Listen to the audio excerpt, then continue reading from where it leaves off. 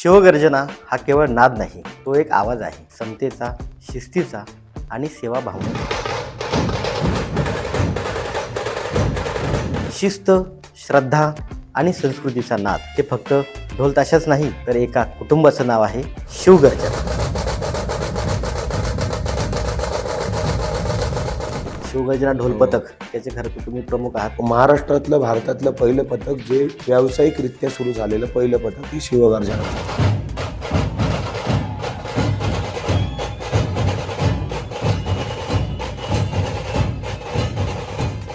पूर्वी जी 35 संख्या होती ते दुसऱ्याच वर्षी पथकामध्ये 350च्या आसपास संख्या होती.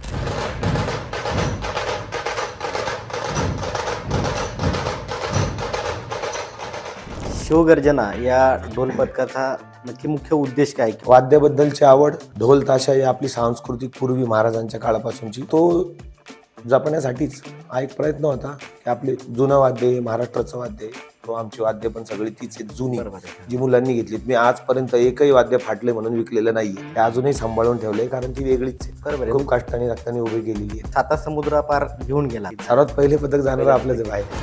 तर आम्ही एवढं मोठं स्वप्न पाहिलं नव्हतं की आमचं पथक एवढ्या लांबपर्यंत जाईल.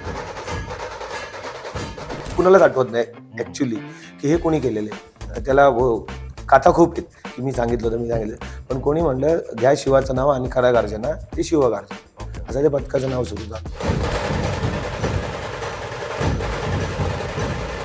ते आता बऱ्याच पथकांमध्ये एक वयोगट ठरवला गेलाय की 18 वयाच्या पुढेच मुलं आमच्याकडे हवी. तेव्हा पण शिवगर्जना पथकात हे अशी मर्यादा कधीच नव्हत्या. आज पण माझ्याकडे 5 वर्षांच्या पुढचा मुलगा मुलगी 80 वर्षांचे आमचे कुलकर्णी विलास कुलकर्णी काका 80 वय त्यांचं ते ढोल वाजवतात. लहान मुले त्यांच्या मनात आजच आपण रुजवू शकतो की आपली संस्कृती काय.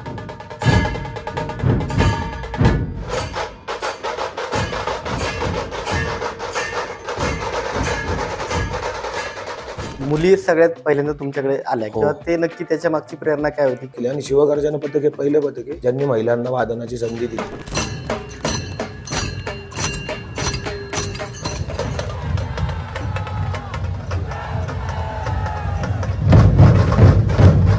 सगळ्या प्रकारची लोक त्यामध्ये आहेत. पण हे तुम्ही कसं काय हे करता, म्हणजे सामावून घेता सगळ्यांना? सामावून घ्यायचं. शिवगर्जना पथकाचा नियम काय, शिस्त. तिथं आला तुम्ही घरचे किती मोठे असले, गेटच्या आतमध्ये आला की तिथे मांडी घालूनच बसायचं असतं. खाली पूर्वी शाळेत बसायचं. त्यांची पूर्ण संस्कृती वेगळी आपल्यापेक्षा. मुस्लिम हिंदू पकडलं की 10 दिवस नॉनव्हेज पण नाही खात आपल्यासोबत. नवरात्रीचे 9 दिवस पण नाही.